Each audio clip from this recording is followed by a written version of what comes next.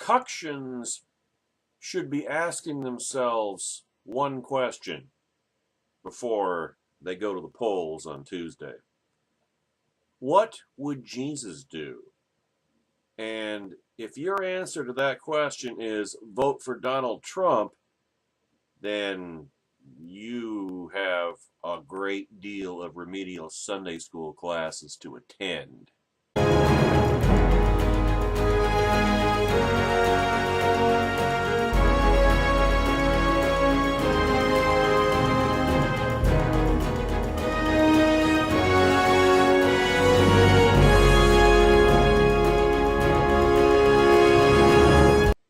The Apostle Paul told his readers, under the guidance of the Holy Spirit, remember, put to death, therefore, whatever belongs to your earthly nature, sexual immorality, impurity, lust, evil desires, and greed, which is idolatry.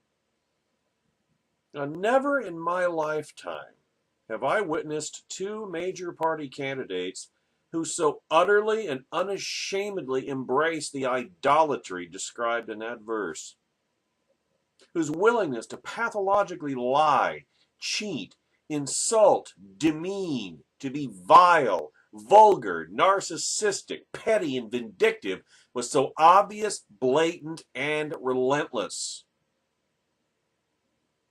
Where one candidate claims to be a Christian, yet blasphemes God's mercy by saying he's never felt the need to ask him for forgiveness, who brags about sexually assaulting women and whose view of women throughout his entire life has been that they exist solely for his carnal pleasure. I mean, I've been in plenty of locker rooms, and as bad as that is, bragging about sexual assault by 60-year-old men is not, repeat, not the norm. Whose idea of contrition is to say that he would never grope women as ugly as his accusers, and who told Howard Stern that he was all good with Howard calling his daughter a piece of ass. I mean, my father's heart would be trying to wrap its arms around how dark and hedonistic a man's heart has to be to countenance, nay, encourage that type of vulgar, demeaning description of his granddaughter. I certainly wouldn't countenance it. Now, is it any wonder that both these candidates became rich, one by taking bribes and the other by paying them? Or that both cared more about lining their pockets their entire lives, even if it cost people their jobs, their businesses, or their very lives? Should I be surprised that one candidate donated hundreds of thousands of dollars to the candidate he now calls crooked? Or that the other scooped up those dollars from a candidate she now calls vile? Is it any wonder that they were best of friends and shared the same political views right until they both decided to run for president? Isn't any surprise that both have changed their positions on so many issues so many times it's virtually impossible to keep track? And now, they both claim that they will follow through on their latest promises, despite a lifetime of lies, deceit, and their acceptance of and engaging in serial adultery. What incentive does either major party have to nominate worthy candidates when we've given them the certainty that we'll vote for their guy or gal no matter how vile, disgusting, and corrupt they may be? You know, I've heard countless times this election season that I must vote for one of these hedonists because the other is even worse. And again, I must ask why? Why? What kind of witness do I give as a Christian when I give my assent to an individual, either one, who so blatantly mocks all that I claim to believe in? Am I that fearful that I must vote for godless immorality to stop godless immorality? I still don't understand quite how that works.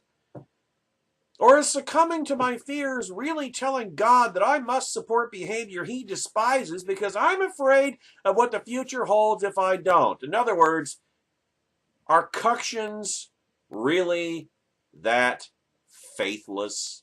Do they think that God is that small that he can be overcome by Hillary Clinton?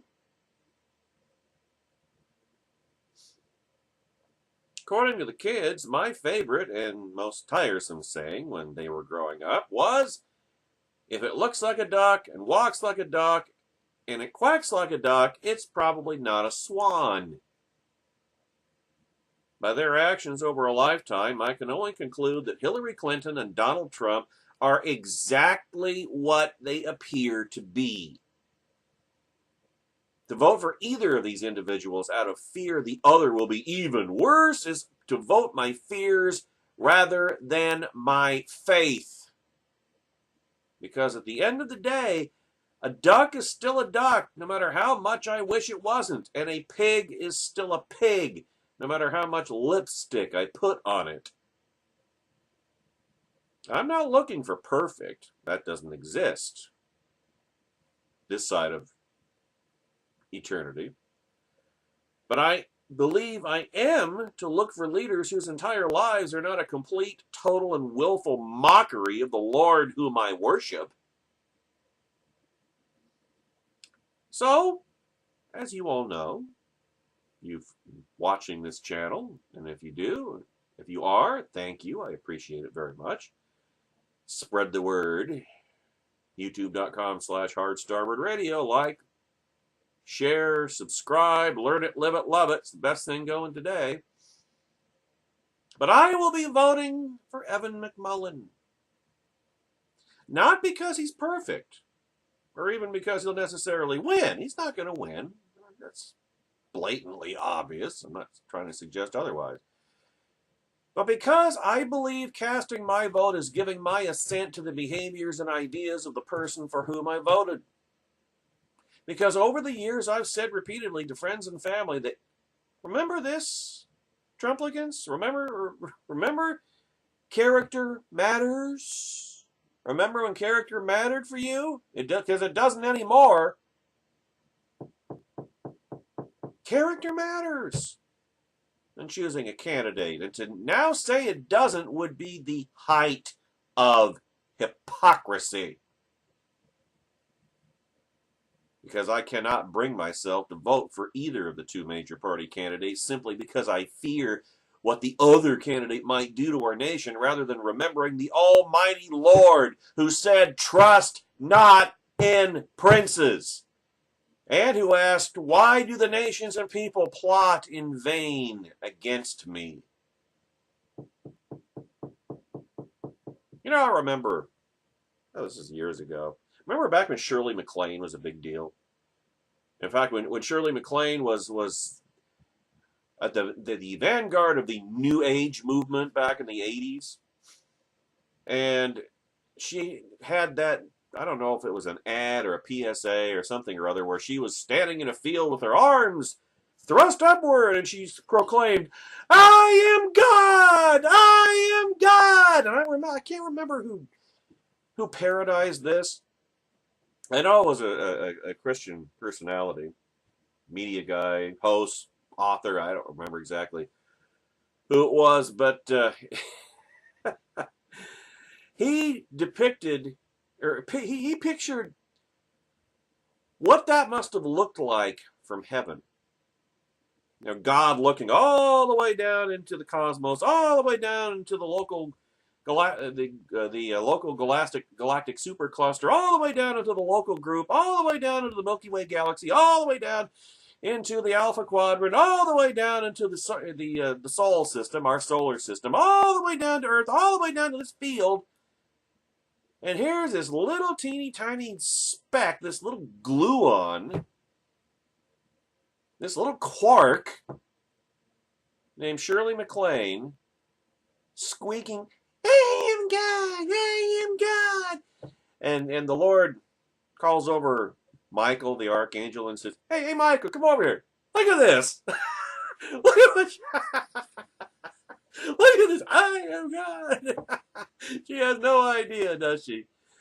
No, she doesn't, because she's willfully blinded herself like so many Trumplicans, so many Trump supporters. Whether out of idolatry or out of fear, it's still faithlessness either way. Because at the end of the day, neither Donald Trump nor Hillary Clinton or any other mere mortal can destroy our country, and this is key, unless God wills it. And there's a very strong case to be made that that's going to happen in the next 4 years, and that the fact that Donald Trump and Hillary Clinton are the major party presidential candidates is itself a judgment on America from God. Think about it. I think it makes perfect sense, really. Because in any kind of, democracy, parliamentary democracy, representative republic, whatever, people get the kind of government they deserve. In fact, the leadership of a country reflects the moral state of its people. And look at this election. Not a very healthy moral state, is it? Politics is downstream from culture, remember? Or, in the much shorter, more succinct words of my wife, in a race between Ahab and Jezebel, I choose neither.